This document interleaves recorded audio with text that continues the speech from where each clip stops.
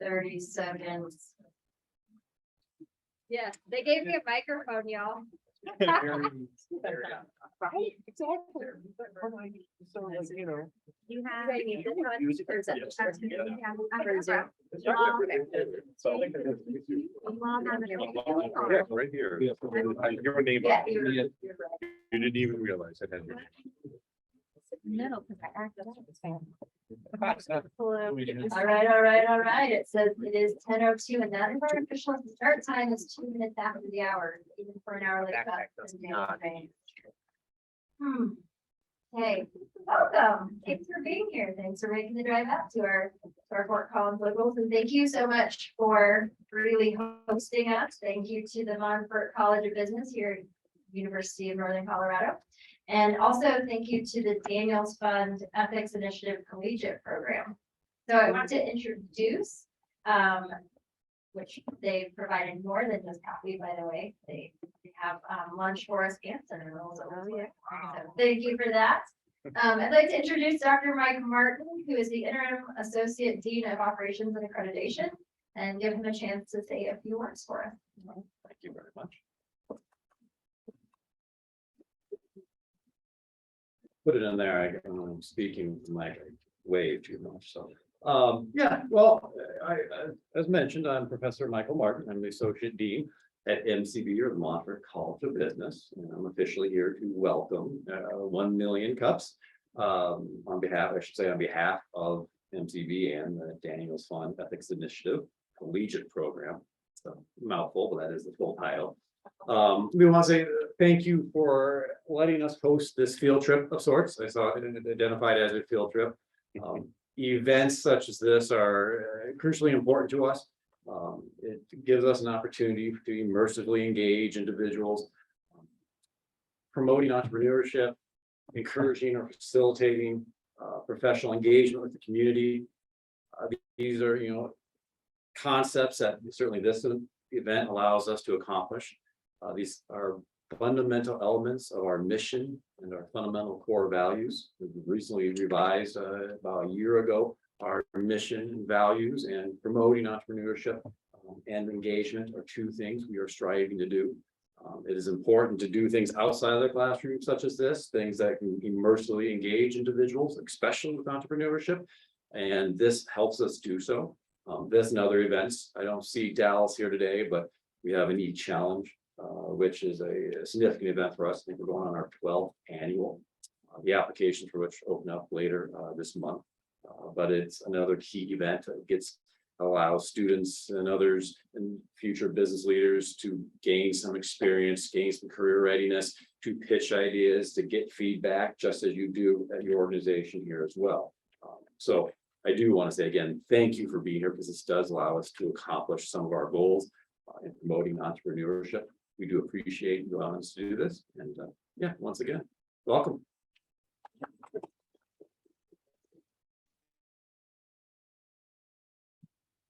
All right, so we've got Dane Johnson up next. He's our lead 1 Million Cups organizer to tell us a little bit more about what we do at 1 Million Cups and what we're all about.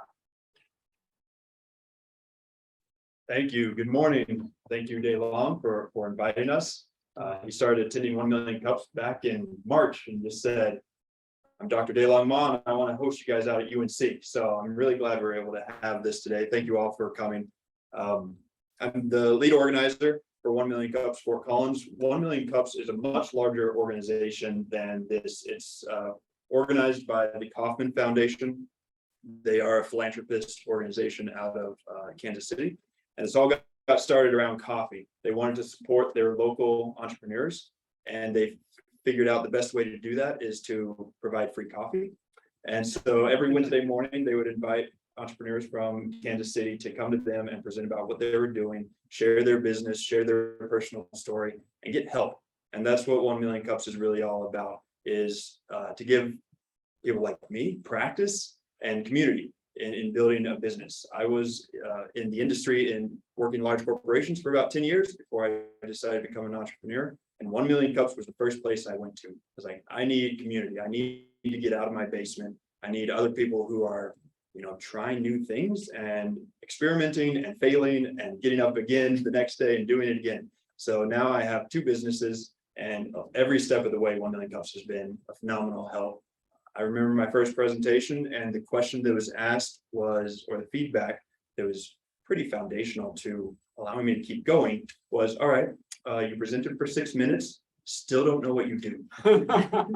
And so now every week I get to practice that a little bit better, and 1 Million Cups has allowed me to hone that and hopefully help others as well. So I'm really excited for our presenters here today. Thank you again to UNC and for the food, not just the coffee. This is great. We do meet every week in Fort Collins at 9 o'clock. This is a little out of the ordinary for us. We meet every week. We have 2 presenters, and right now we do hybrid. We've been doing hybrid. You can join via Zoom or in person. We don't provide coffee if you're joining via Zoom, but you can also join anywhere in the country. Check out any major metropolitan area. They've got a 1 Million Cups. There's been a lot of people. James, I believe, is presenting in Chicago, or did you present today? Yeah, we had to go. Yeah. So he presented in Chicago today, and now he's joining us here. So you can always visit others. I visited in Florida, and you can just see what's going on in the entrepreneurial community around the country, which is really great. So thank you again for being here. I'll hand it back over to our host, Leandra. But looking forward to meeting all of you and chatting over lunch and coffee.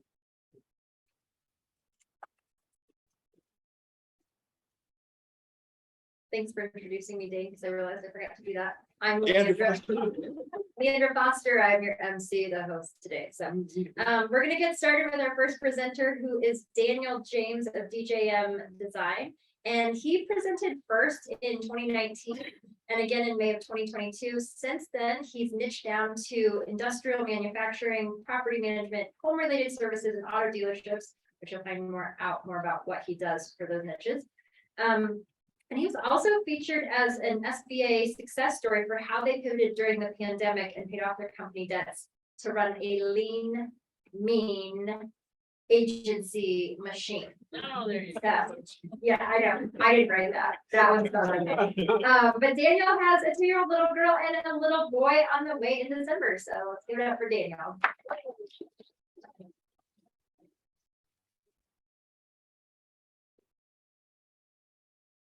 Okay, super fun. Is it okay if I move a little and then come back? Yes. Okay, fantastic.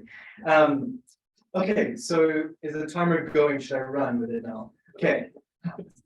Okay, how in the world do you maximize a website? We've been breaking our brains, pulling things apart. I'm sure some of you thought about this. You're like, so much information, so much going on. How do we actually do this? Okay.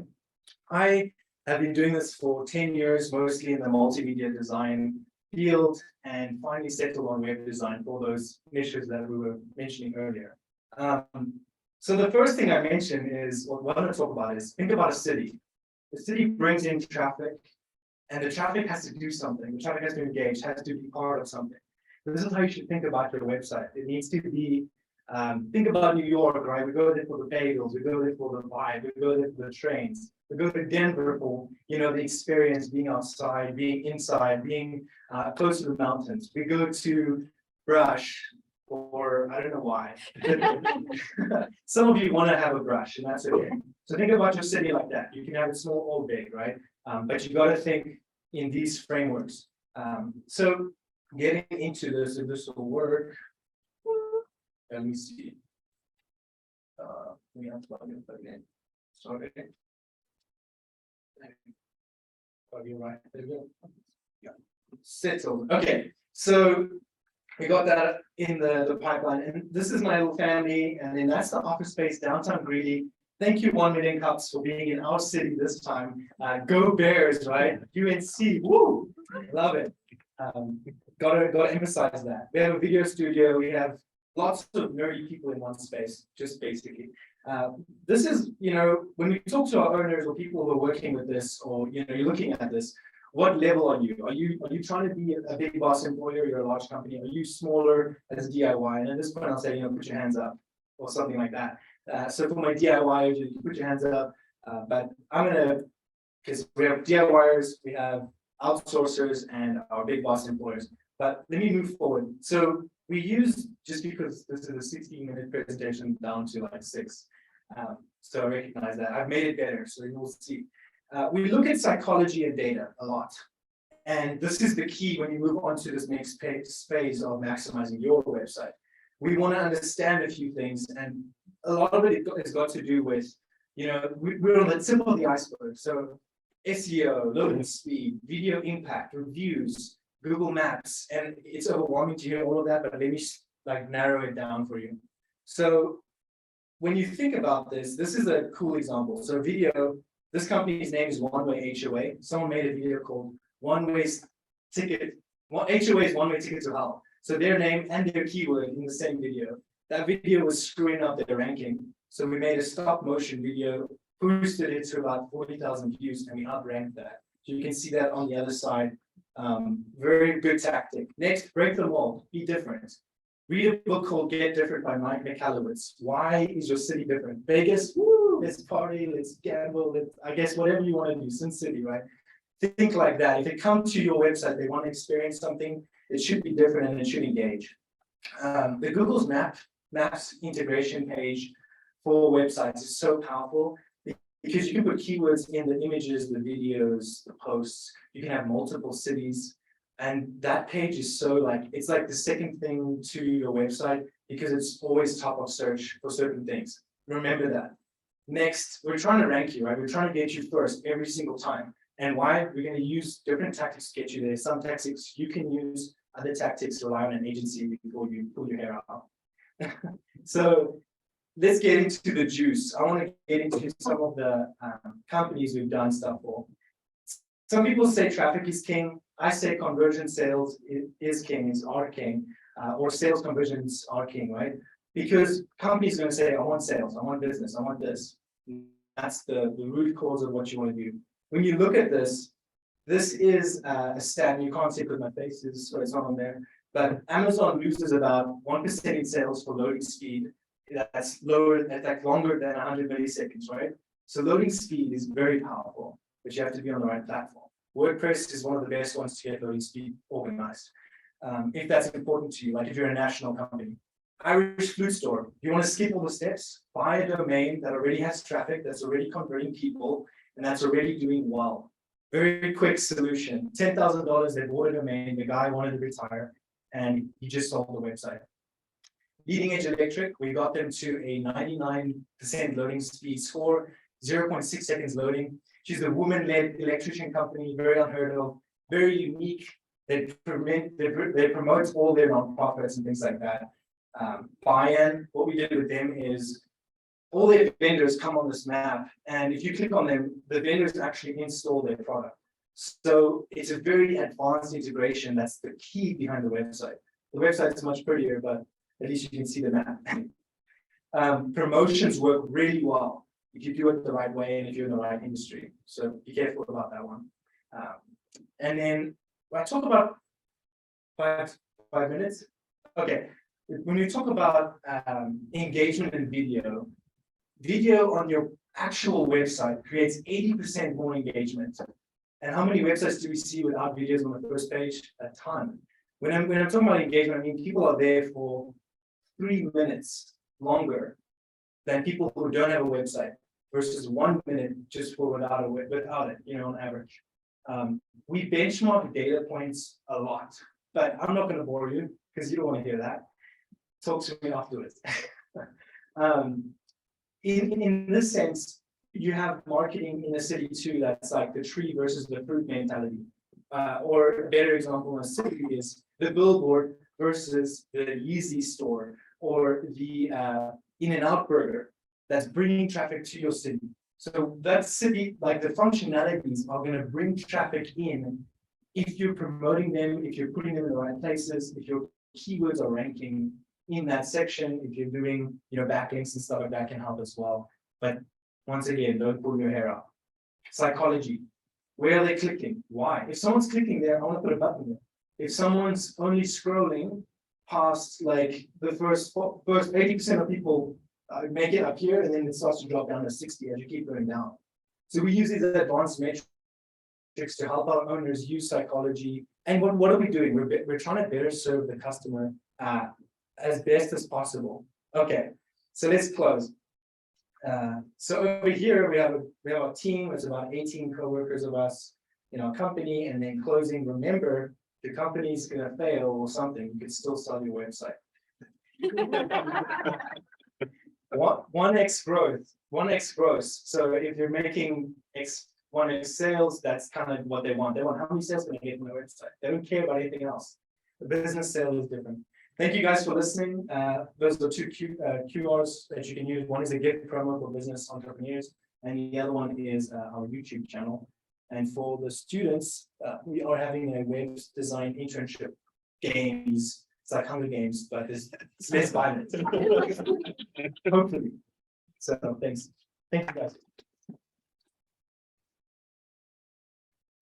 One of the trickiest things is getting it into 6 minutes, right? So do you have an ask for us today? Yes. So with this, it's mostly the interns. We're bringing on 3 web design interns. And then I'm not looking too much for critique on the presentation because I know we've squeezed so much into it. More questions on what are you doing to maximize, or questions on maximizing in your space. You know, things that you've been thinking about that I could, you know, if there's something that I don't know that I can feedback on. So those 2 things really. You want them to ask questions of you rather than giving you feedback? Yeah, whatever you guys are interested in, I would say, because I'm not going to use this presentation to do So anything. not feedback presentation.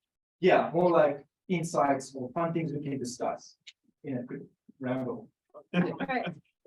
So I'm one of those website DIYers, right, using Wix or Shopify. At what point do you get involved, and what do you say to the DIYers about how your company can support? Good question. So what we usually do is we sit down and we and a good point at what point, right? So for loading speed, really, if you're a national company, you should be thinking about loading speed, just to kind of simplify that part. But we will sit down at a point where to put it in simple terms, like our premium websites go for $4,900 as an upfront investment. We don't hold you hostage or own your website. Once you made the investment, you're free to go. We encourage monthly maintenance. Once again, we don't lock you in either. And that comes at a point where we look at companies around, I want to say 250 at the low mark, up to $1 million. And then when we go to like 2, 3, and then at 10, we start to get outside of our strong points. I don't know if that answers that question. When it comes to Shopify, so Shopify. do you need to build the website and then you help maintain it, or can you come into my Shopify and start my website and Correct. analyze it and tell me how I can improve it? Yeah, we can do that as well. So like a competitor analysis, actually that promotion, if you go through all the steps, we will do like a full competitor analysis and report for your website, so that you can use. Yeah, with the importance of video and websites, do blogs still have a place in our world, or would you recommend a blog or? Such a great question. I love it. Yes, all of the above. So blogs are very relevant. So videos, blogs are too, lots of work if you're willing to do the grind. Just realize, I look at social media as the back of the train. It depends on the company really, but for example, if you're getting engagement on your blogs and your videos, then I would suggest it. And also if there are key keywords that you haven't looked at, you can use those to create a blog. Like for example, let me quickly see if I can pull this up really fast. It allows me. Here we go. Okay, so I had this prepared. Leave me alone. Okay, let's slow down. Come on.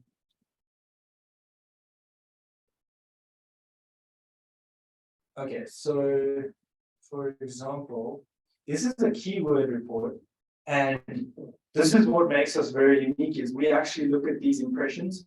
So if you look at all these keywords, you can see that that's how many, this is from Google Search Console. So as an agency, we set this up. we can see exactly which ones are actually firing for the company. And then we say, okay, well, these people are clicking for this month, these people are clicking. We should make a blog about the one with the highest impressions. So let's do swing dates. Very simple, straight to the data. And that's basically how we would do it. So, yeah.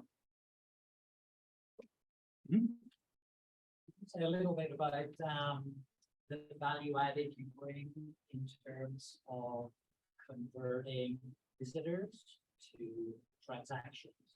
Good question. Okay, so, and business owners love this because they want to see all of it and they want to know the numbers. So, let's do this.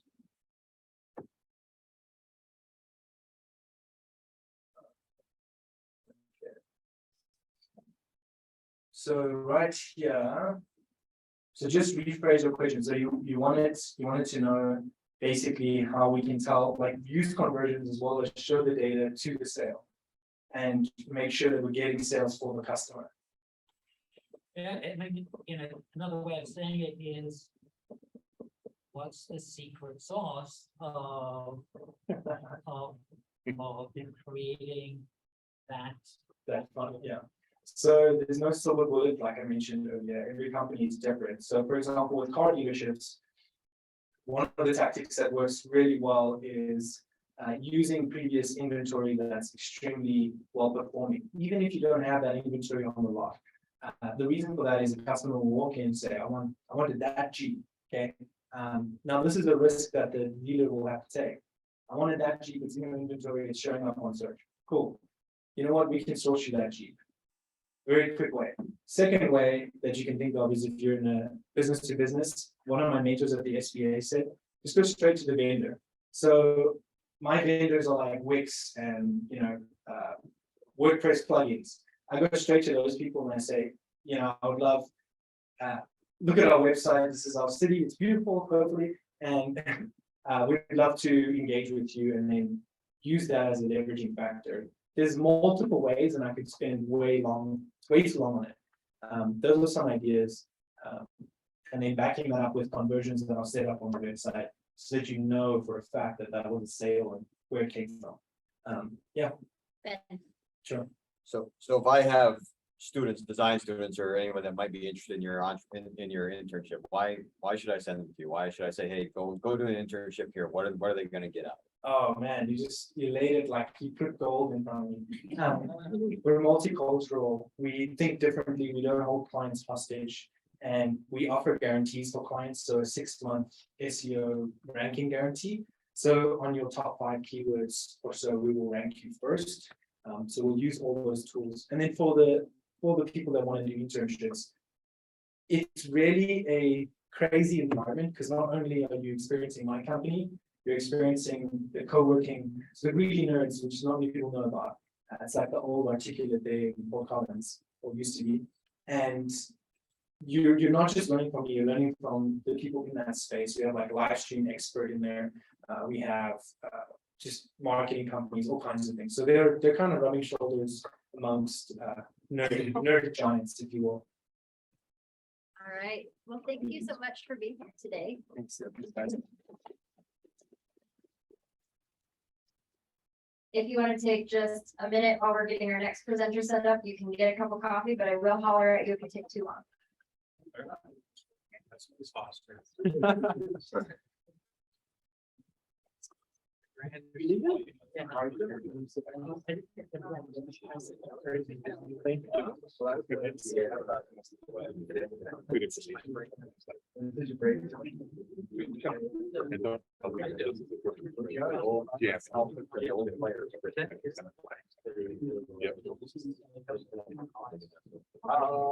About last year. Yeah. Before you were. It's nice when it comes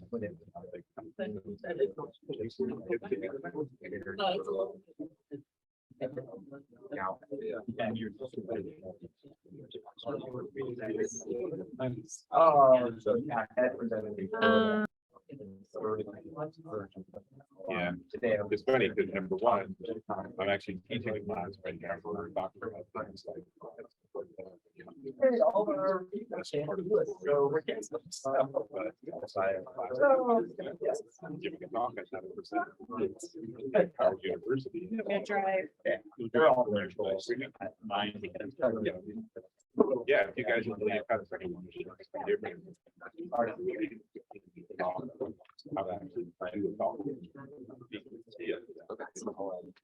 All right, go ahead and find your seats again. Like I feel the power. We need to get to a mic. But you have to lower your voice. So I don't have to shout, Yeah. but I kind of like shouting. Get that from aggression. I have to use a lower volume. All right, so our next presenter today is Jennifer Henderson of Tilt. So one of the fun things that we do in our chapter of 1 Million Cups is that we share a fun fact about each person, and I usually like to twist them, but I don't have anything to twist for you. So Jennifer is a dual citizen. She was actually born in England. True story. Yeah. The fun fact I've used since I was a little girl. I gotta get better at that. This is so fun. This is kind of like coming back to family. I know so many of you in the room, which it's a reunion of sorts for me. I know you're probably thinking, she just said tilt and it doesn't say tilt on here. That is because our company, Tilt Talent and New Technology, started as Career Allies. Horrible name, turns out, horrible brand. And now I know when you file the initial incorporation paperwork, it doesn't ever go away. So we are still Career Allies and DBA as Tilt. But what's really fun about this time with you today is I get to share a lot of progress that we've had over almost exactly 5 years. My first time on this stage was 2018. I was going back in the relics of the many pitches, and this is what it looked like about back then. We started as a parental leave of absence management company, and when I say we, I say me. It was me for the first 2 years, and some very strong advocates in the room, like Jenny and Hope, who were there with me when I was like, "What is TAM? I have no idea what you're saying, and why is pro forma not a P&L? This is crazy talk." But figured it out with the incredible support of a lot of people in the 1 Million Cups community. And I think it's important to share the origin story, which many of you have heard before, but it does relate to where we are today in that my background is corporate America. I spent 15 years in operational roles. I loved everything about it. I had no plan on being an entrepreneur whatsoever. I did not get sucked into the glamorized hoodie wearing billionaire 20-year-olds. It just wasn't for me. But then I had a couple experiences. So in my early years of my career, I went through 7 years of in vitro fertilization trying to get pregnant. And all of that lack of control and frustration, I doubled down on my career. And it worked out really well. Top of the 9 box, promoted every 2 years, all the things. And then we got lucky and we had a cycle that took, and I became pregnant. And overnight, I stopped getting invited to the table. And I stopped being the top of the 9 box. And nothing had changed other than now I was expecting. So that was my first experience that this doesn't feel right. So 5 years later, at the time I just was excited to be pregnant. I turned the other cheek. 5 years later, different company, different stage of my career. This time I announced I was expecting with my second, I had a promotion rescinded. So that was the straw that broke the camel's back for me. And I left a very nice paycheck, a career I'd spent almost 2 decades building, because I was just really pissed off. And yes, I sought counsel before you asked, yes, because it was very, very illegal what happened. But what people don't talk about in pursuing that course of action is you sign a release, essentially hush money, right? So I would be paid off to not talk about what happened to me. And I wasn't willing to do that.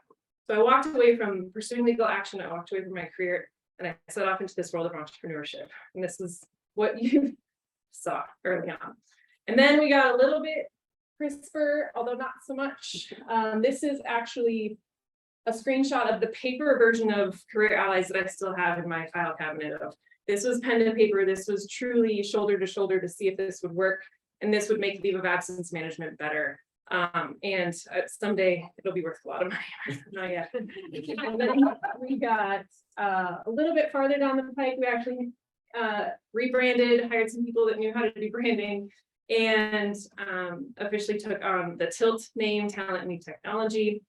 This was about the time that I raised my first round. Being based in Fort Collins, there's not a tremendous amount of options for financing, but there is Rocky's Venture Club. And Rocky's Venture Club was and is my favorite group of angel investors ever to walk the face of the earth, because they got it when it was an idea and a dream in the back of a napkin. Dave Harris remains on my board, and he was one of the RVC members that really helped push us through in that first raise, which was so painful. It was 9 months, over 150 no's before I got one yes, and $190,000 when all was said and done. But what you needed to write the first line of code and bring that paper version into technology. I promised my husband 2 things when I started this. 1, I wouldn't second mortgage the house, and 2, I wouldn't drain our savings. And I was pretty good with that. I wrote a couple of checks he didn't know about, but this I really needed the early traction to be able to write the first line of code. And here we are today. So this is our latest branding. I'll share a little bit more about the milestones that we've accumulated since we came out of the box selling in 2019. I took the really bad advice that if you can't be your company's first salesperson, you should never expect anyone else to sell your product. Horrible advice, but I did it. And I got those first couple of contracts across the finish line. And then I hired a sales professional and I said, oh, that's what you do. That's better. That's way better. So I never give that advice, and I really wish I hadn't taken it. But we sold our first couple clients the end of 2019, and then March 2020 happened. Overnight, legislation was written that impacted COVID-19 related leaves. So as you might imagine, tailwinds that founders dream of. We literally never, am I supposed to do 6 minutes? Okay, great. We really never looked back. And to put a finer point on that, we today are over 80 employees. We've raised over 10 million, and as of last night, signed a term sheet to raise our biggest round ever in the company history. And we have over 150 companies that we support in our customer portfolio, and over $3 million in annual recurring revenue. So it's been a ride, very tired. Yesterday was a really hard day. We had 2 term sheets to choose from, which sounds like a perfect problem to have, but it was the most stressful day I've ever had at my company. So I gotta figure out a better way to do that. But I thought some other things, fun things to show would be how the product has evolved. This was that if you ever get the advice, if you're not embarrassed by your first version of your product, you probably waited too long. I didn't wait too long. That's not pretty, but that's what it was. And then this is a screenshot of today, what some of our mock-ups and product evolution is looking like. This is what happens when you have a full-time team of over 20 people on the DOPE team, which is DevOps, product, and engineering. So we have some very beautiful, brilliant individuals where you can tilt to the next level. This is really what I'm most proud of, though. We had our company retreat a couple months ago in Estes Park, and we have brought together, we're a fully remote distributed team, so we have tilters all across the US. We have brought together the most like-minded, passionate, amazing, empathetic warriors that I could have ever dreamed of. And this is most of them that joined us for those 4 days in Estes. And a fun story that I'll leave you with is we had what we called good vibe jars in one of the rooms for our retreat. And this is really a demonstrating of something that I find to be fascinating. In all of the investor conversations I had for this latest round, not one investor asked me about my culture and my team. That's just, it's astounding to me, because I explicitly say, we will win market leadership because of our team first and our product second. And you have to fund me that way. So you're not coming onto the cap table if you're not aligned with me. So this is a demonstration of that culture. This good vibes jar that each person walked away from the retreat with had Post-its of thanks or gratitudes or welcome to the team or something along the lines. And my jar had a Post-it in it that said, you changed my life. And that's it. That's why I do this every day. So we're just getting started. As much as it pains me to say that after 5 years, we're just getting started. Lots more to come from Tilt. And that's me.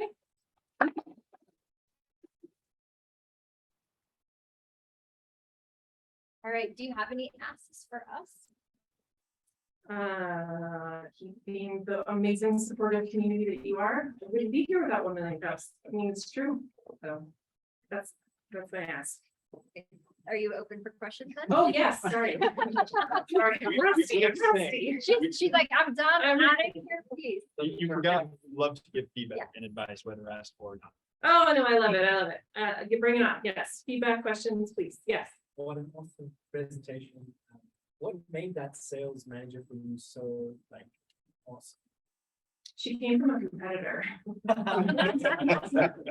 So that was kind of the dream, right? She also had a really rough leave experience. So her why was very visceral into why she loves selling what we do. And then I would say the third component of her brilliance is she's sold B2B SaaS, which is what we are technically, for over 10 years. So she hit the ground sprinting and still is. Yeah. I'm really curious about those first 5 hires. I mean, Yeah. What was that experience like, and how did you approach that as someone who had no money to hire 5 people? I made a lot of muffins. I say true, it's true. My early team still talks about coming over to my house on my back porch and having chocolate muffins, so that was my bribe, but I couldn't pay them for a long time. And what I found to be the common thread between the first 5 was exactly what I just said about Jessie. We all had a very internal connection to the pain point that we're trying to solve. And that to this day has propelled what I call extemporaneous effort throughout. But those first 5, it was almost palpable. Like we were just. How did you find them? How did they find you? There's no recipe that I can offer that's replicatable, meaning my second hire was an introduction from a cousin. She's an expat, she's from Australia, and she absolutely thinks that the policies here in the US are dog shit. Yeah. So she was really motivated to be part of the problem or be part of the solution. My COO is a labor and employment attorney who had a really rough go on a parental leave with her law firm. Law firms are some of the worst vendors, believe it or not. So there was a strong motivation to do it different. Jessie, my head of sales, and then her first hire. Because we eat our own dog food, I hate that phrase. I prefer drink your own champagne. A lot of my team has had babies, and my VP of sales, Jessie, who was my first sales hire, I hired her when she was pregnant. She was 4 months pregnant. So she had to find a backfill really, really fast. And that was my 5th hire. And we paid her for her entire parental leave with very minimal money in the bank. So I always tell companies, if we could have done it, you can do it. So there's no pattern matching. I wish I could be more helpful. Yeah. How does your technology address the pain points?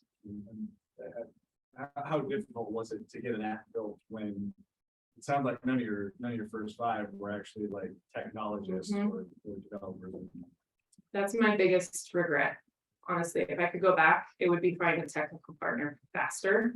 I outsourced for the first 4 years, three and a half years, because it was so expensive, and it absolutely set us back in terms of now I know technologists have their preferred language that they like to code in. Now I know technologists have a very strong desire to start over, and the technical debt that we've accumulated, we are just now starting to pick our heads up from. So I didn't hire a full-time CTO until we were already in market with revenue. And I ended up firing him. So we doubled down like that. I just don't do that. It was really painful. So I would have absolutely found a technical partner sooner. Now I say that, and I'll talk out of the other side of my mouth that I've been proud and never regretted being a solo founder.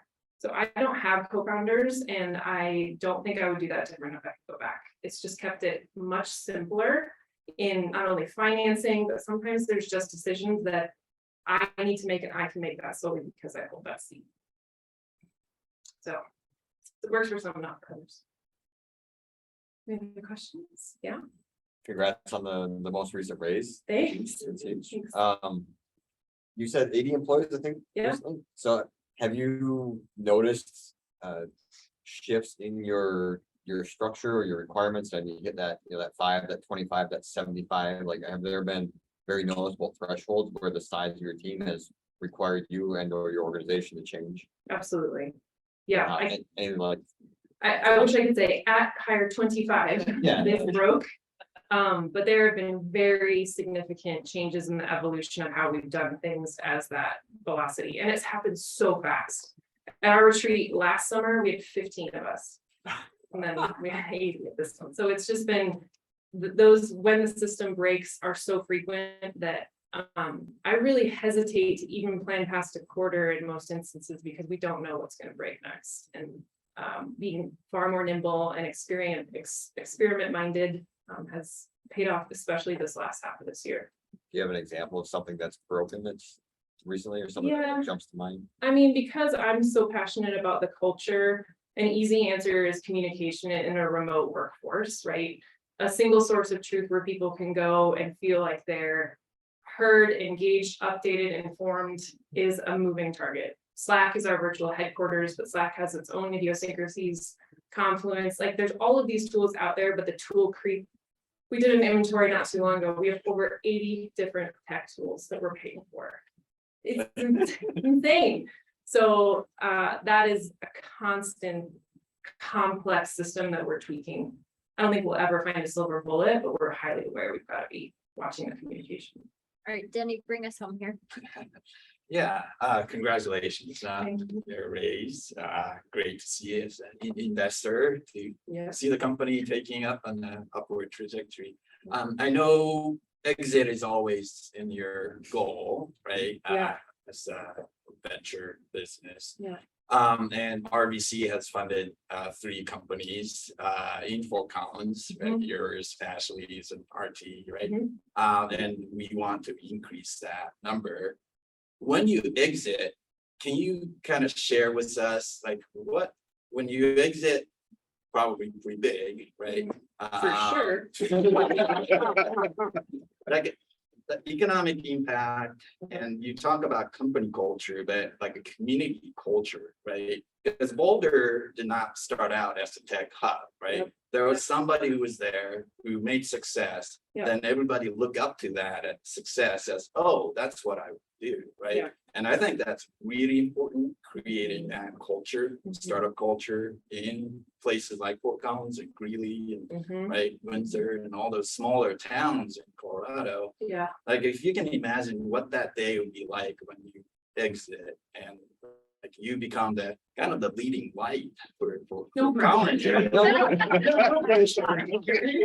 the next Brad Feld. You can have to do a lot more after. Yeah. Tell us your vision and thoughts. Denny knows how important it is to me to be based in Fort Collins. In the early days, I had investors tell me they wouldn't write a check unless I moved to Boulder or Denver. What? It's crazy. It wasn't Valley. I'm sure there's some that thought that and didn't tell me to my face. So I love the question, and I often think about when I'm on the other side of the table, as we've talked about so much, how can I do it different? Because 2% of VC funding going to female founders, come on. I mean, it just makes my blood boil. And that's a bit of an aside, but I think that Fort Collins and Northern Colorado really, there seems to be such a, at least in the 5 years that I've been learning in this environment, such a increased appetite amongst all community leaders, a lot due to new entrants that are galvanizing some of those disparate components. But I'm really hopeful that as we start to show, you can't be what you can't see. So let's show how this success can happen. I mean, I had someone the other day, I live up in Livermore, Colorado, which is on the way to Red Feather, which is as remote can be. I can run a tech company from Livermore, Colorado, like we can run the. We're using the internet. I don't think there. We can do that. Starlink, thank you, Elon Musk. Yeah, so I think, Denny, it's a really complex question. I love that you ask it, and I think that we could have a lot of, and I know you are part of this, but a lot of group think and ideation, and we just gotta keep fighting the good fight, because it seems like, from my perspective, a really ripe community to do awesome entrepreneurial things and do it better than Boulder. Yeah. What a rallying cry to leave on. We're gonna do it better than Boulder. So thank you, Jennifer, for coming. And go ahead, grab a third round of coffee and a third cinnamon roll, and we'll get our next presenter going. Normally we're done. We only have to eat so much, but just keep going. Just keep going.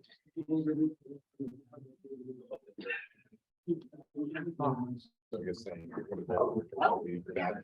Like this. I try. I actually agree with you. I'm not a big boulder fan. Like the. I always try. Dave, by 20 minutes. You're next. Okay. Dave and I don't. Yeah. Um, Yeah, and I admire you guys. Sketches. Good, so what are you gonna do?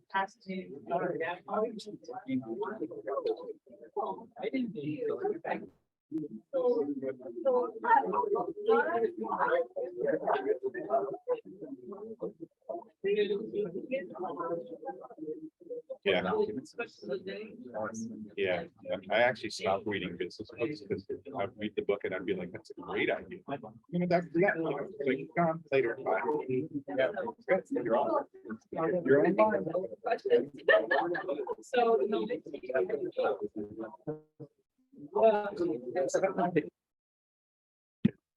So. Yeah. I think the fact that you say read this side. So then this. I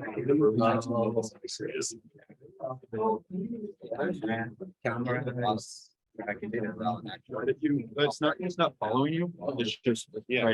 Yeah, perfect. You're gonna do anything like that, like a place. So you were.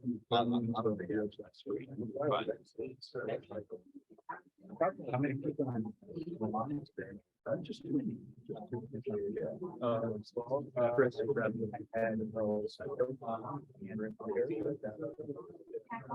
Yeah. That'll be interesting to know.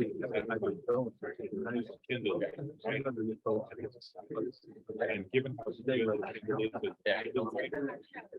we feel like Amazon might be pretty well. Yeah. I had that. I haven't like appropriate. I've been for a long time. I think that, but like the fidelity of writing, it's not, but not right. Yeah. So I got really kind of difficult with that stuff.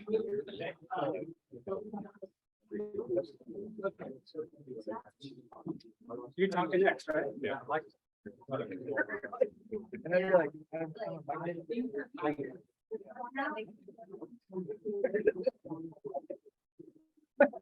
I have a foot in all the different camps. Yeah. So there are times when I go into Windows, and I'm like hire somebody to figure out consistency for your user interface. And then there are times that I'm on the Mac and I'm like, you know what's amazing? Yeah, Microsoft is so much better than you. I just finally up there. I just did it now, like, it's very different. Yeah, there's a lot of things you can do. Sure, yeah, you can always. Yeah, but I mean, given that I write about it, I never change the mark. So, yeah, that changed from like the taskbar, suddenly you have the weather. And you have everything piled in the middle. Like, oh, that's different.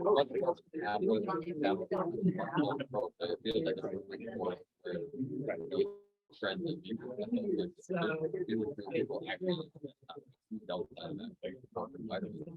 Yeah. Windows 10. It's like, if you had that really nice little menu, yeah, there's the whole screen because you can get like, but I love it. Yeah. For some reason. Yeah. See, but I like that. It don't need it. And then you click on the web and you get this stupid ass rating of like the latest news, not even the latest news, whatever junk is. And it's like, can I just put my own agency? I didn't do it. So I was things like. I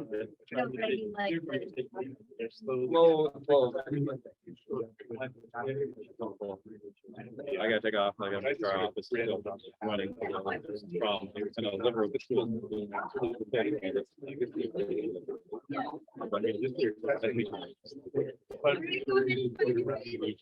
to the- Display card. Please find your way back. I'm telling you, if your voice was lower. Please find your way. Yeah. Voice interface systems like Alexa actually work better on lower tones. And most deaf men can't hear high tones. What? Yeah. Yeah. All right, so up next, we have Denny Otsuga from Rockies Venture Club, and he's gonna tell us a little bit more about that. I'm not sure how to unpack for you. He's a mushroom, but not a fun guy. Thank you, Leandra. So my name is Denny Otsuga. So I do a lot of different things, but one of the things I do is being part of Rockies Venture Club. And Rockies Venture Club is an angel investor network.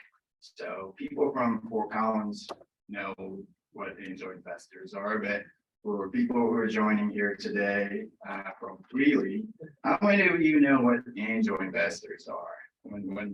When people talk about angels, like, do you know what do you mean? Okay, so people know. Okay, well, that's good. So I would like to do a quick introduction of the Rockies Venture Club, and then spend most of the time just answering questions. And Leandra gonna cut me off if I go too far anyway. So Rockies Venture Club, or RVC, is a nonprofit organization. And our mission is to really creating the economic development by connecting investors and entrepreneurs. That's our mission. And a little bit more about RVC. So Angel Group goes, there are lots of angel investor groups, but did you know that one of the oldest and the longest operating angel investment group is actually right here in Colorado, and it's RVC. So we have the most history of investing in venture companies. And because we're a nonprofit, and I'm pretty sure Jim could vouch for this, we provide lots of events. Most of them are educational events. So entrepreneurs who wants to get investment from angel investors, there's series of courses you can take to learn how to do that effectively and efficiently. If you want to be the investor, we also provide education content, and we go to places like Fort Collins and trying to get people to come to the event and learn how to be an angel investor. That's other things we do, because this doesn't work unless you have both sides of the equation, right? You need investors who are interested in getting local entrepreneurs to be an entrepreneur and be funded for doing what they want to do. Just like Jen had the dream and the vision to start a company to solve the problem of society. Right? So we do both sides of education. And how active are we? So we look at about 1,500 deals. So people like Jen, 1,500 at the top of the funnel comes in, that get whittled down to about 70 to 80 pitches. So those are the people who are selected to do pitches, kind of like what Jen did in one of the RVC events. And out of those, 30 are selected to go what's called due diligence. So this is a process where we go through their financials, business plans, right? What's their visions, what's their background, do all that, and about 25 to 30 of them get funded. So, and we have about 200 angel investors in our membership, and that is also the largest angel network in this state. So, like I said, angel investors support startups with capital and expertise, and sometimes some of the advice are not always great, but we do that a little bit on purpose. We try to expose our entrepreneurs to as many mentors and as possible, so that they get kind of a 360 view on advice, because people come from different industry and background, and it is really the CEO's choice, like figuring out what is the most relevant and the right advice to follow. And we were just here to provide that 360 advice and mentors, and so that you have all the options on the table. So that's kind of what we do. So we don't just write a check. We also want to be involved in the deal that we fund. A little bit about angel investors. Who are those angels, right? How do you find them in the crowd? We don't have wings. I don't have one. Actually, only the entrepreneurs can see our wings. So Jan sees my wing. She also knows that my wings are black, right? So there's actual legal definition for angel investors. So we're part of a group called accredited investors. So that's actually a legal definition. And what that means is you have to have $200,000 per year annual income, or more than $1 million in asset excluding your primary residence. And there are 8.7 million people in this country that qualify to be accredited investors, but not all of those rich people are angels. Only 265,000 of them are active angels making an investment in ventures. And there are about 15,000 investors in angel groups, just like RBC. And okay, angels, what do you do? We make investment. I will just focus on a couple of numbers here. RBC itself, we usually invest $100,000 to $1 million. And as Jen said, sometimes it's on the lower end, unfortunately, but our hope is that from that point on, they can go on and raise more money, and Jen has certainly done that.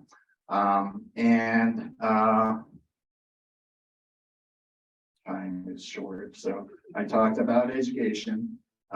So there are lots of things you need to learn as an entrepreneur to present your dreams and hopes and your ideas about your business. You need to do it in a way that is acceptable to investors, right? So I know I'm going over time, but our pitches are 5-minute pitches. So if you go way over 5 minutes, that's usually not a good idea. Like I'm doing now. This is the last slide. So again, Daniel Suga, if you want to get in touch with me, this is where you can reach me, and I'm happy to take your questions.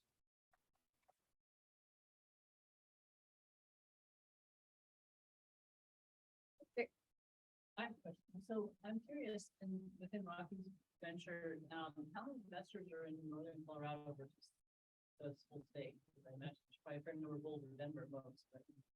So the question was where most of our angels come from. Or are there any more in Colorado, or many of you? Yeah.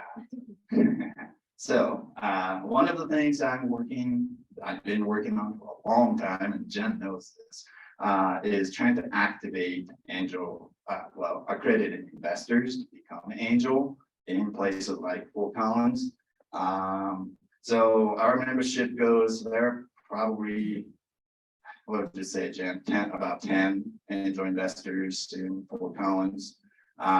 So that's 10 out of 200. Most of them are in Denver and Boulder, some in Colorado Springs, but not many, no in Colorado.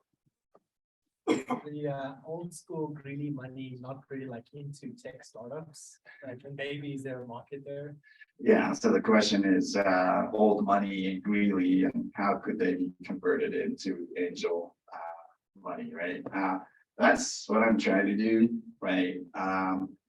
If you look at other places in the nation, I think groups like RBC that's providing education to high net worth individuals that are accredited investors, so that they understand how to be a smart investor and not have a coffee one day or beer, and out of by 5th year, it's like, oh yeah, sure, here's $10,000, right? That's probably not the right way to invest, but being part of Angel Network, there's a lot of knowledge in the membership, and we provide education, right? So I think if we keep at it, at educating accredited investors, I think we can convert some of those people to be angels and grow some wings. Denny, I actually have a question Yeah. on that. So I worked at a hedge fund Uh-huh. with accredited investors, and most of ours were not entrepreneurs, like they were traditionally employed. It was how they had made their money.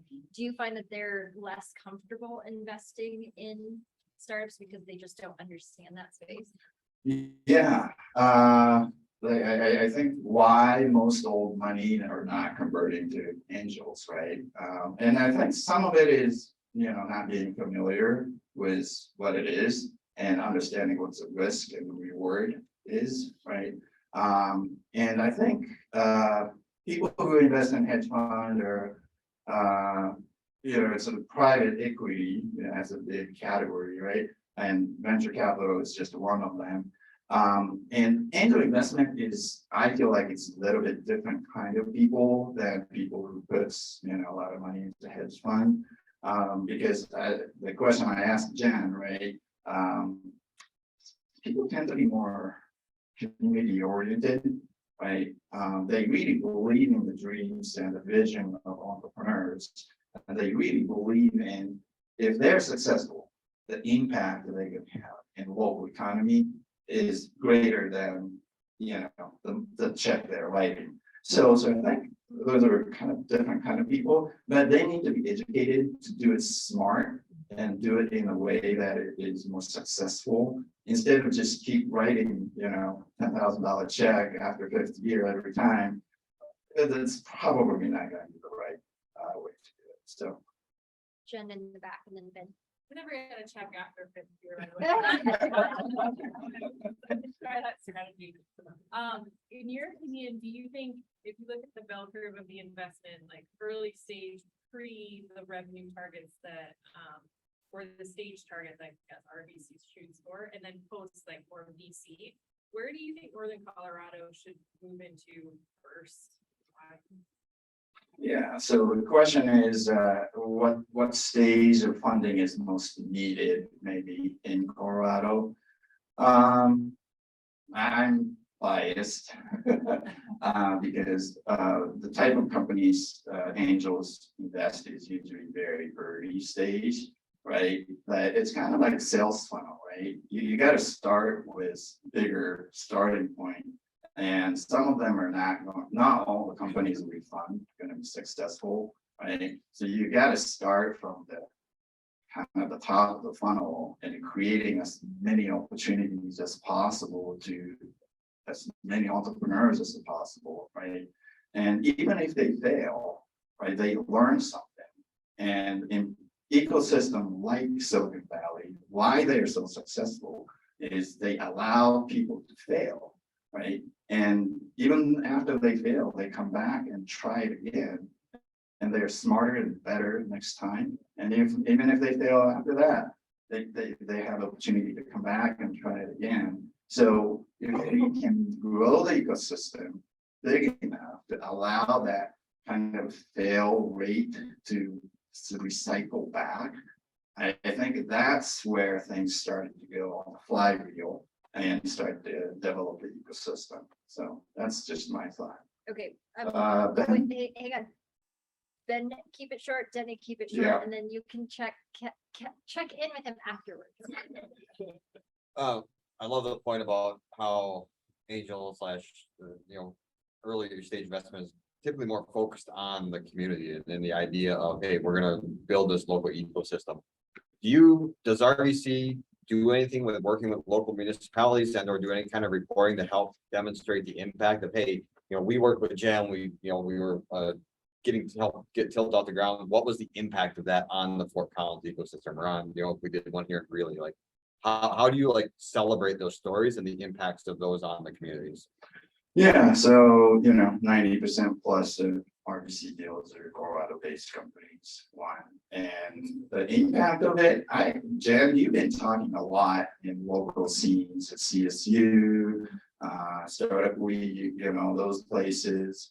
And I think and this was the case when I started working with RBC 10 years ago, right? There are people from the coasts come to Colorado looking for deals. And they say, like, why are you investing stuff in Colorado? Like, just forget about it. Like, just invest in companies on the coast and you're fine.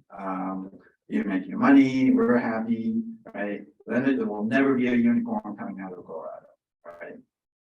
But we have proven that wrong, right? 3 years ago, we had the first locally grown unicorn that was born and raised in Colorado come out, right?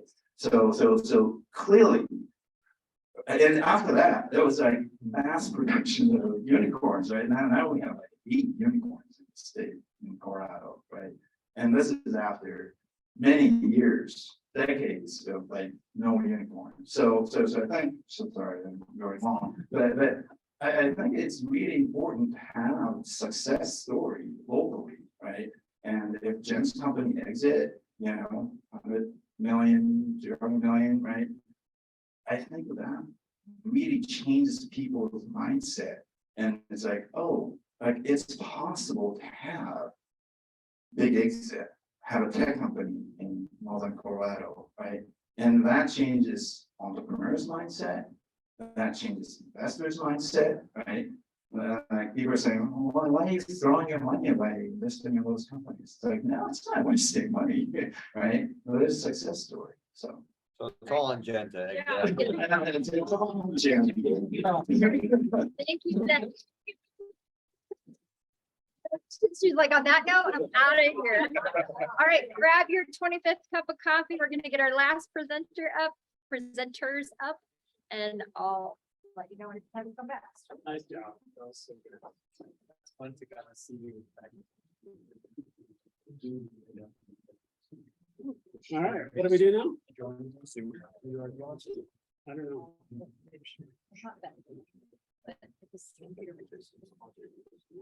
No, I'm in love. Over to where you want us to live. No, but also we know some got this, we can sometimes spread the love of the world, and then encourage us to get going. Or not. Number. The personal meeting, 714. But I think 874 6890. Say startup, they think like. Video and audio? Every year. At some point, start. Minimize this. I don't know, like. I know, on the couple, Yeah. delegated stuff. Yeah. This is the.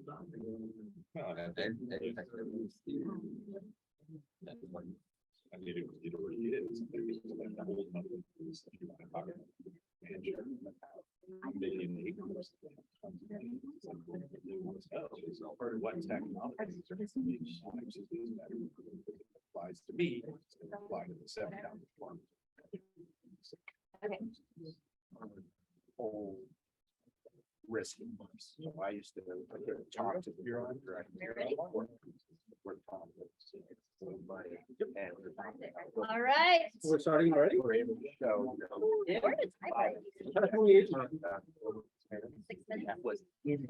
There you go. Are you serious? That's when I. Yeah. They're like, no way. Risky. All right, go ahead and invite your seats. Yeah, see, you're getting it.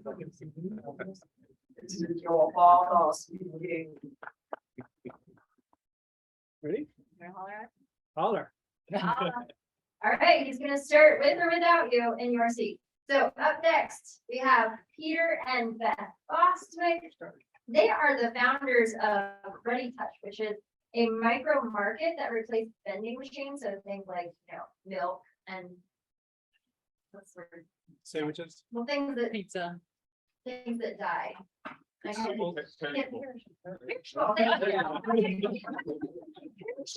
Well, it's, vending machines just have things that don't ever die. So they came up with that and they replaced vending machines in offices around the world. So they scaled and sold this business for multiple millions of dollars, and now they're in the process of creating a resource to connect new entrepreneurs with the right people at the right time to grow their businesses. So I will turn it over to them.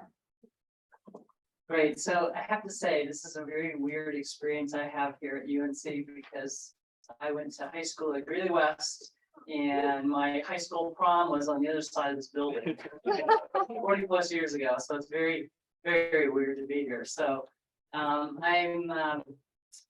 we have become a product of Silicon Valley, so it's very interesting to listen to Jen talk about her issues because we could definitely, excuse me, that was my experience in many ways in large companies before we decided to jump off a cliff and start a company, and that was ultimately turned into ReadyTech, which you just heard about. But we're here today because we're starting another company because we discovered a real issue when we moved here. I've been back because my family's here. I brought Peter with me, who is the technical guy behind this.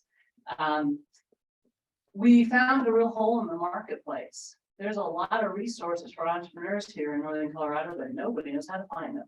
So it's like, okay, we think this is a software solution. So we've now put together a platform, we call it Main, Supercharging Main Street, which is why you got two ends there. And the whole point is to connect business people to local resources. So it's a B2B platform. And our ask today is if you're a business owner here, or if you know of business owners, would you pay $29 a month for this? So it's a subscription model. And then who else should hear about Maine? We're starting here in Northern Colorado, Fort Collins and Larimer right now, and we're talking to folks in Greeley as well. So we want to start small. You don't make your mistakes on a really big scale. So we're at the very beginning here. So this presentation is designed for business owners. So put on your business owner hat and imagine that you're trying to grow your business. Okay. So the first slide. So we're gonna do this dually here. So what we realized is there's a lot of stuff out there. You know, we've got these big platforms, Facebook, LinkedIn, Google. A lot of people Google things, but if you're really struggling with a problem as a business person, it's kind of hard to find somebody local, even if you are a successful Googler, if you will, it's still tough to find something local. So what we've done is we built a smaller pond to get connected to the resources you need and make you a bigger fish.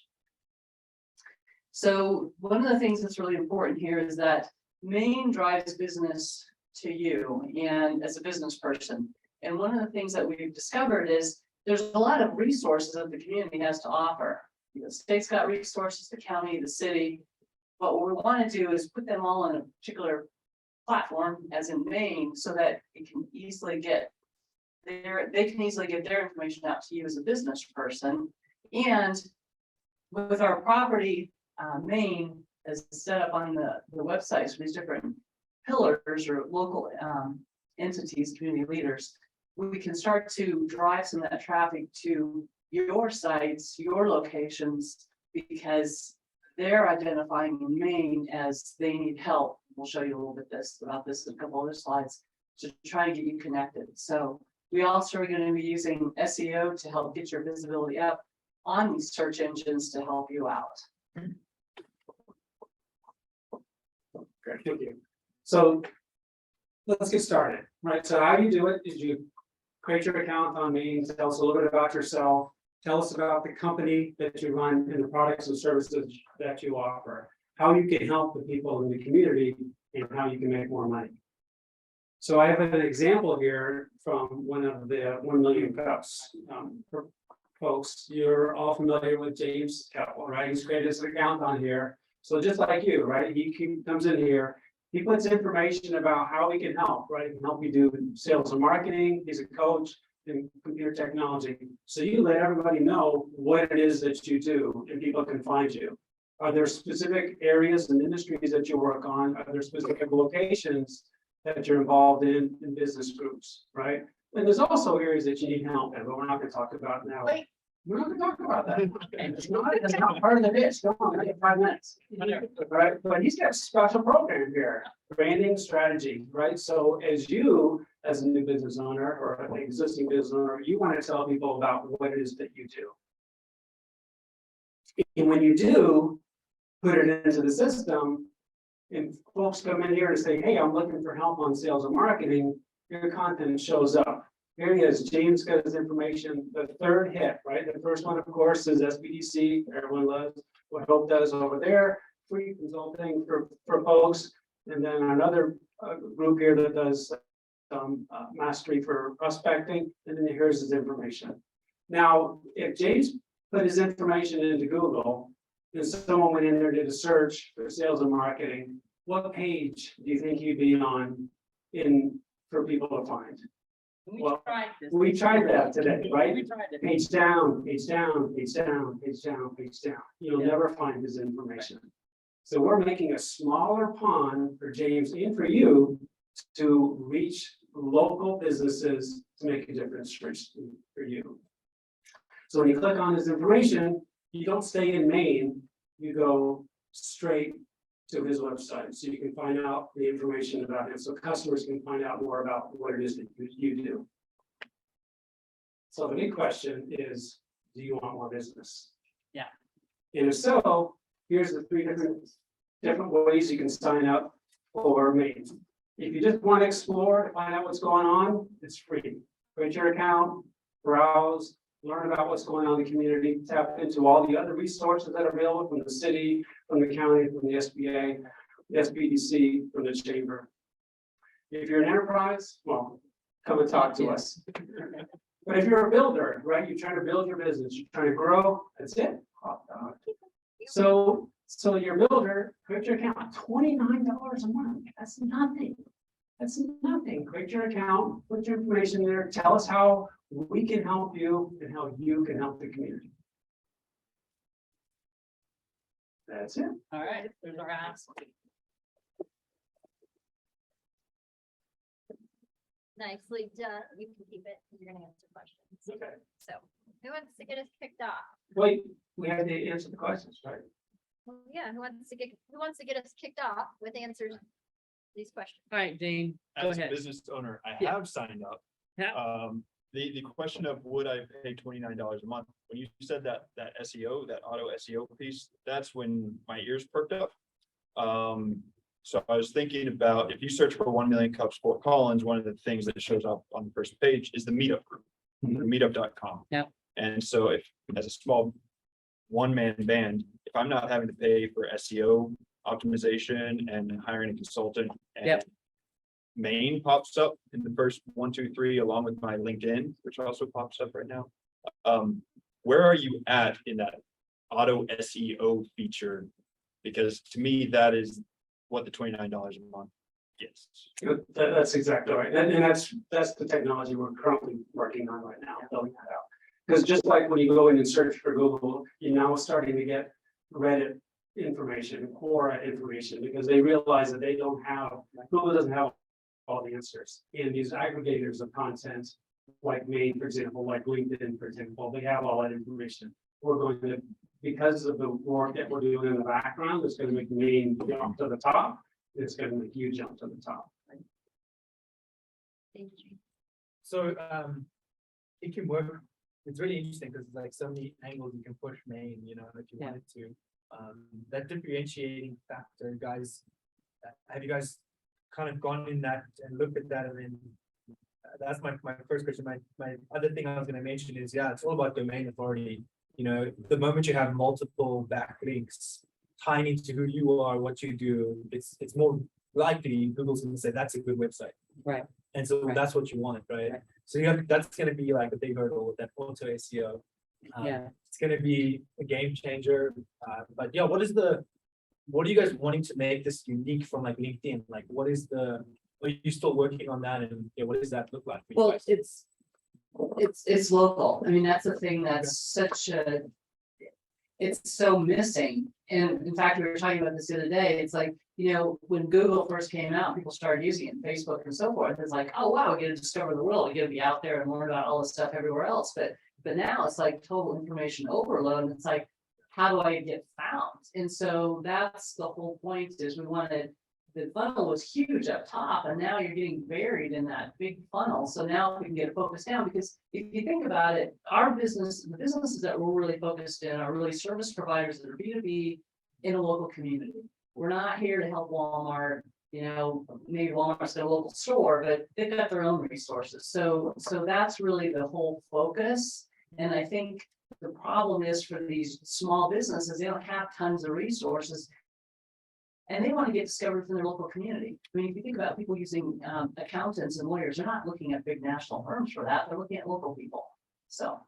We got to back What, can just follow up on that, because, quickly. so another big thing too is we're bringing in the pillar resources. What's going on in the city, what's going on in the county? How do you get your permit done so that you can get a food truck in 2 weeks versus 2 months? Go here. Hi, so as a business that provides services to business owners and so forth, my question is, what are you doing to differentiate yourself from other firms like Yelp, for example, which drive to local business but are notoriously un-business friendly? Right, yeah, So by not doing that, exactly. And that's so we have the ability for people to put not reviews on the site, but the ability for people to say, I found this resource, this business, this person helpful or not. But you don't get to go into details about why you didn't like them. You have to answer why you didn't like them or why you like them. And that information goes directly to the service provider, that it doesn't turn into a whatever it is Yelp is these days. So we want to be very different about how we're doing this thing. Last one here, and then you'll have to connect with them afterwards. we'll be here for lunch. You're Yeah. local. Yeah.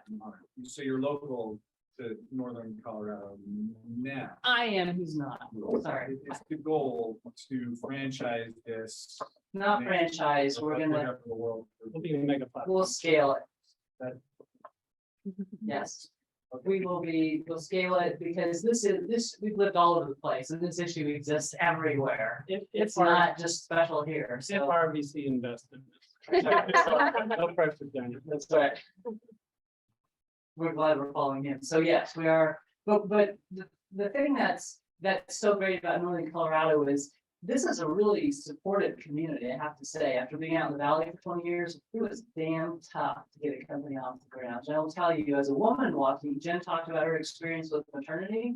I'll tell you, as a woman founder, walking into pitch events and meetings with VCs and just the conflap stuff, people would walk away from me, literally.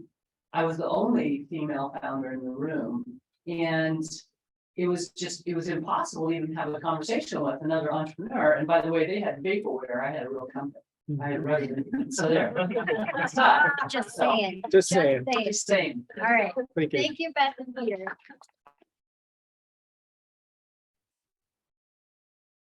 All right. So we usually start our meeting with announcements, but we wanted to make sure that we had time for all 4 of our speakers today. So we've left announcements to the end today. But the other thing that we do at the end is we ask who has a win that they want to share, who has a resource that we need to know about, or who needs help. So we're gonna do that plus announcements. So if you have anything to share, basically in those 4 areas, please go ahead. Yes. What I'd like to share, I think some people here probably know about it, but so I work for the city of Greeley, development guy for the city of Greeley, and we've been running a startup community here in the city. It's called Startup Really Well, and we've got we meet twice a month. And what's interesting for that is some of the resources that the city is able to bring to that, because we're able to identify every business that takes our business license every month. So that's really cool information we're able to leverage. But I would just sort of say, in this space of how you look at Greeley and Weld County, do not be misled by the idea that somehow you're bringing the wisdom from Boulder, and that you know, you guys will catch on to how startup works. Now, I think that's really true in certain segments and niches and definitely in the digital space. But there's some incredible startups here, including ones that have in the past 5 years, you know, grown the valuations close on to $1 billion and raised all that money locally, or raised about $24 million locally. So there's a different culture of startup here in certain segments, and there's world-class industries that in the sort of ag industrial, the energy economy. But you cannot just approach it with speaking the language that you think, well, this is, well, we know what tech is. We've done it in Boulder. We've done it in the tech center. So we just bring that approach and that'll succeed. And I think that's actually a great way to fail in Korean Well County. So I think there's a little bit of cultural translation I believe. All right, yes. Hi, I'm Mike Womack with Edward Jones, and I'm on a mission to let as many small business owners as I can know about the Colorado Secure Savings Plan that becomes law in January. So any business that has 5 or more employees is affected. I'm doing a free lunch for entrepreneurs on the 26th of October. I'm taking signups. If anybody's interested, you can reach out. We can talk about it. I'll get you connected with that. So I'm bringing in a lawyer, a CPA, a business plan specialist to answer all your questions about it. All right. Any other wins, resources we need to know about? Anyone need help? Dang. The past 2 weeks have been a great win for me. Haven't seen you guys in 2 weeks, but I went to 3 events with the goal of having 2 meetings booked before I walked out the door. And so I got 6 meetings with COOs, directors about my coaching business. So they're all on the calendar. So super excited about that. Like Jen said, unfortunately, I do all my sales myself. I don't have a salesperson, so I'm really uncomfortable to do that, but I did it.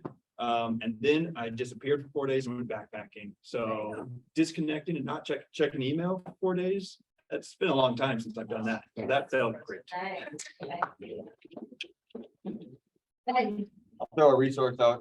I'm Ben Barra. I'm one of the co-hosts or organizers of Million Cups NOCO. And then I also help out the Loveland Creator Space. So if you're familiar with them or if you're not familiar with them, look up for your local or regional creator space, maker hub, hacker space, whatever you want to call them. They're all over, sprinkled all over Colorado, and they're a great resource if you just want to be around people that are doing things with physical products or just people doing interesting things. So check out maker spaces. If you have any questions, I'm happy to talk with anybody about them.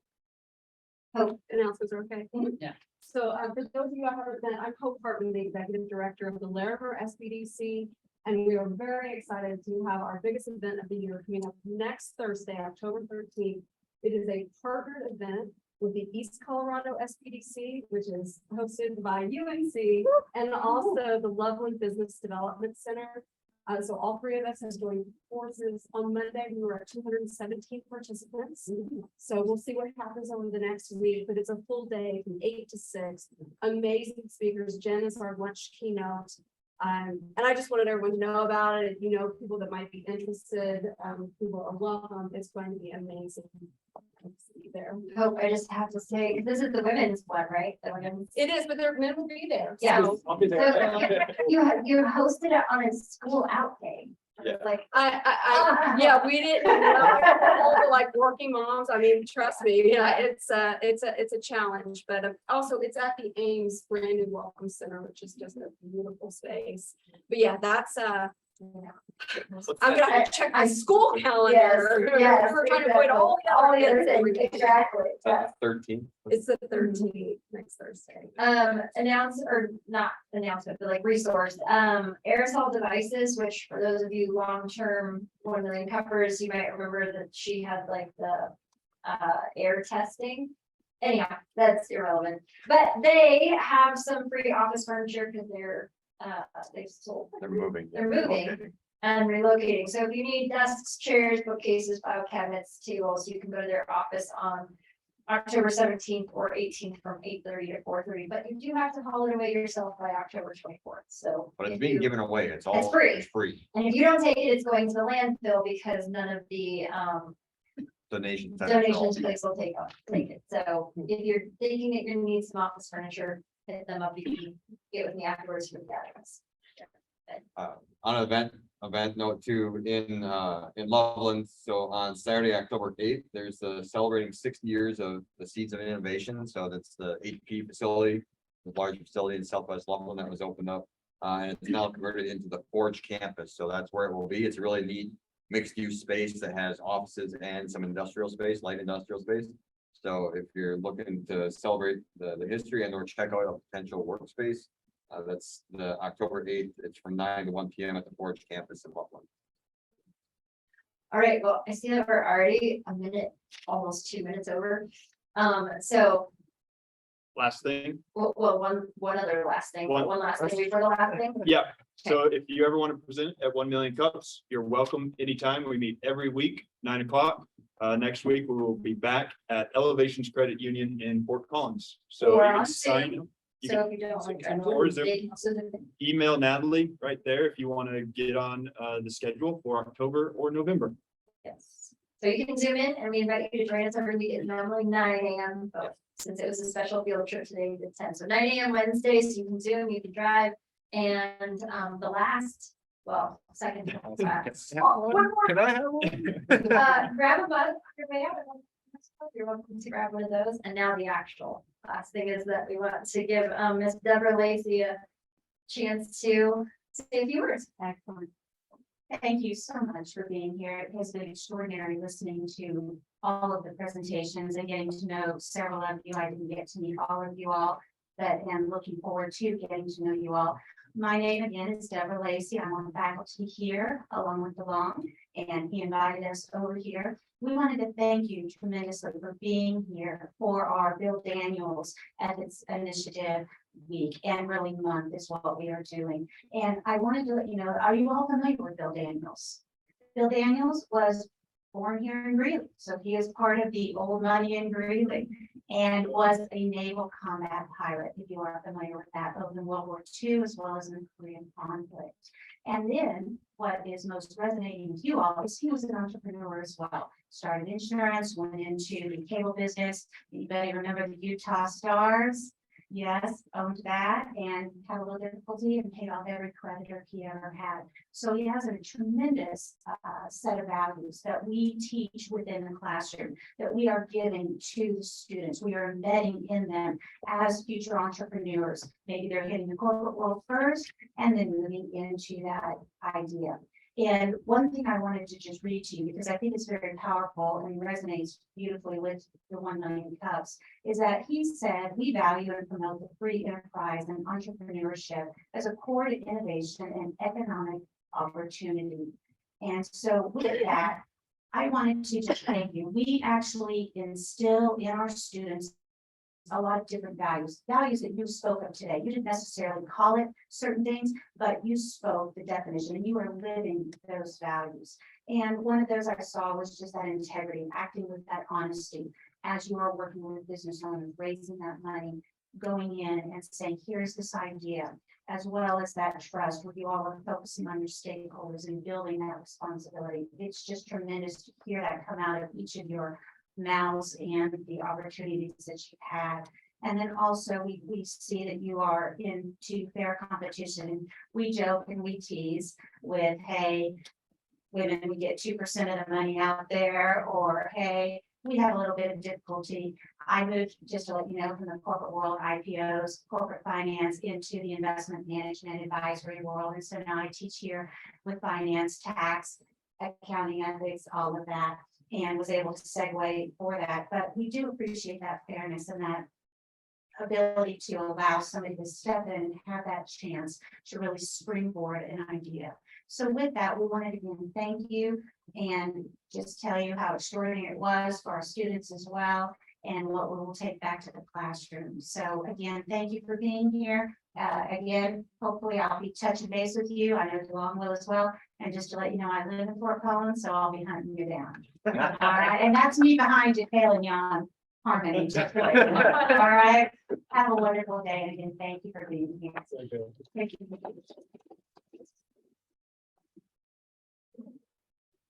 Honey. Oh, I didn't get authorization. Absolutely, it is ready. It looks like it is ready.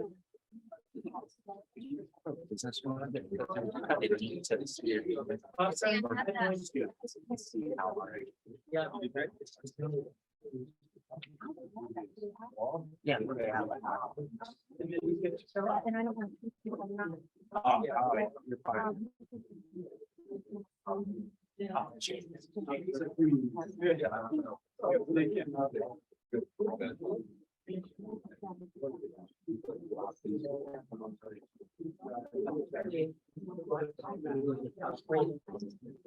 But I know that